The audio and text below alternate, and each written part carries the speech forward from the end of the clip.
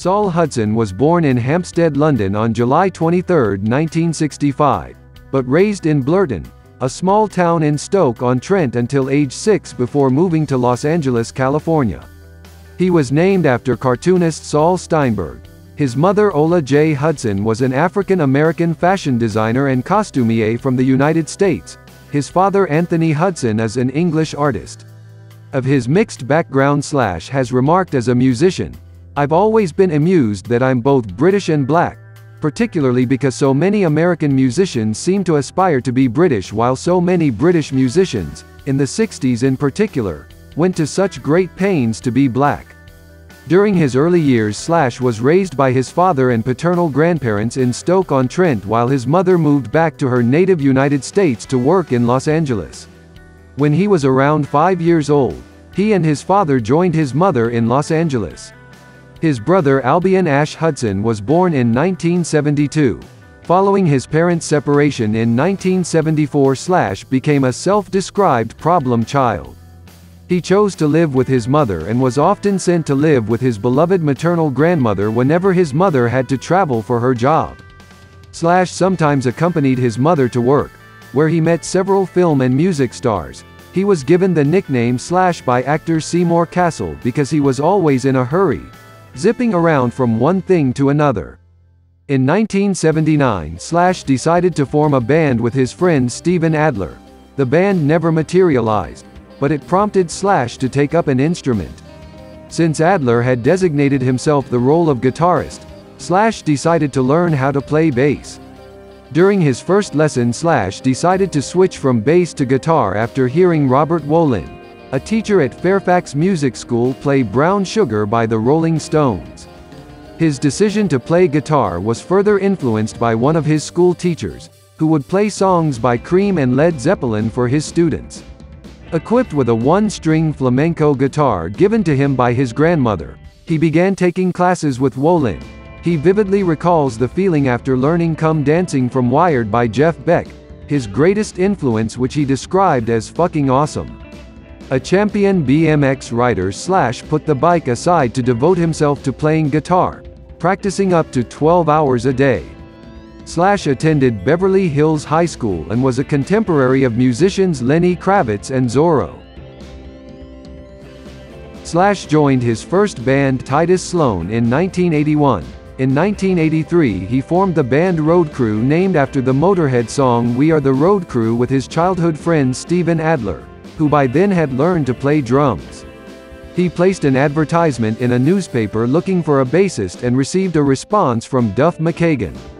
They auditioned a number of singers, including one-time Black Flag vocalist Ron Reyes, and worked on material that included the main riff of what became the Guns N' Roses song Rocket Queen.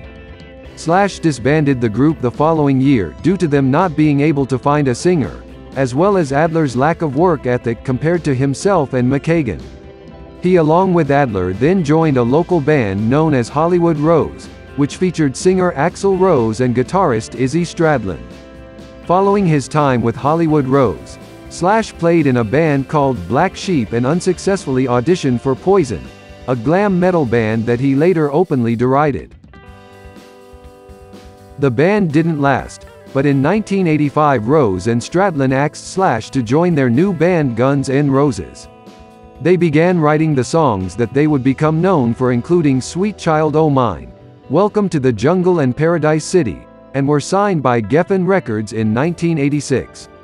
By the time Guns N' Roses released their debut album Appetite for Destruction in 1987, Slash and other members of the band had developed a drug problem. 2 years later, when the band opened for the Rolling Stones, Axl Rose made a very public announcement that he would leave the band if the other members kept using heroin. In 1991, the band embarked on the 2.5-year Use Your Illusion tour and released the albums Use Your Illusion 1 and Use Your Illusion 2. The albums debuted at number 2 and number 1, respectively, on the Billboard 200 list, but the group was losing steam.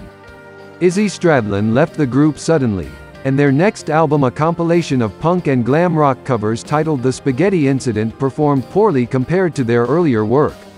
Slash's final show with the band was on July 1993, and after a period of dormancy he announced in 1996 that he was no longer a member of the band.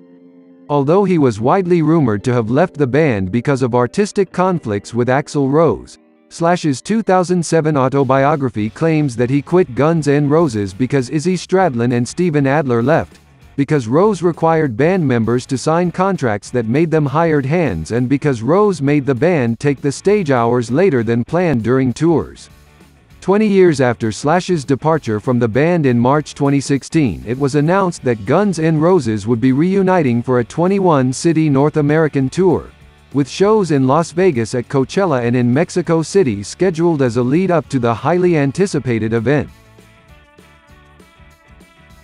In 1994, Slash formed Slash's Snakepit, a side project that featured his Guns N' Roses bandmates Matt Sorum and Gilby Clarke on drums and rhythm guitar respectively, as well as Alice in Chains' Mike Inez on bass and Jellyfish's Eric Dover on vocals.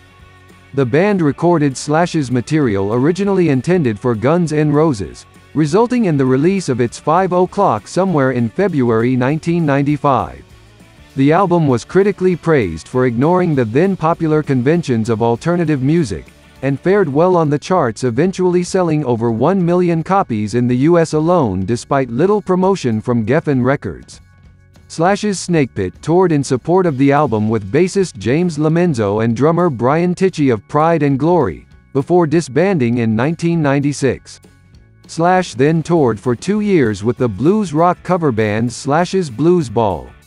In 1999, Slash chose to regroup Slash's Snakepit with Rod Jackson on vocals, Ryan Roxie on rhythm guitar, Johnny Griperic on bass, and Matt Logg on drums. Their second album Ain't Life Grand was released in October 2000 through Coke Records. It did not sell as well as the band's previous release, and its critical reception was mixed. To promote the album, the band with Kerry Kelly on rhythm guitar embarked on an extensive world tour in support of AC/DC in the summer of 2000, followed by their own headlining theater tour. Slash disbanded Snakepit in 2002. In 2002, Slash reunited with Duff McKagan and Matt Sorum for a Randy Castillo tribute concert. Realizing that they still had the chemistry of their days in Guns N' Roses, they decided to form a new band together.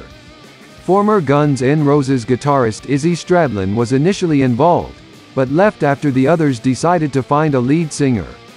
Dave Kushner, who had previously played with McKagan in Loaded, then joined the band on rhythm guitar. For many months the four searched for a lead singer by listening to offered demo tapes, a monotonous process documented by VH1. Eventually, former Stone Temple Pilots vocalist Scott Weiland joined the band. In 2003, Velvet Revolver played several concerts during the summer and released their first single Set Me Free. In June 2004, they released their debut album Contraband, which debuted at #1 on the US chart and sold 2 million copies, re-establishing Slash as a mainstream performer. A year-and-a-half-long tour followed in support of the album. In 2005, the band was nominated for 3 Grammy Awards: Rock Album of the Year, Rock Song and Hard Rock Performance for their Contraband single Slither, which won their first and only Grammy.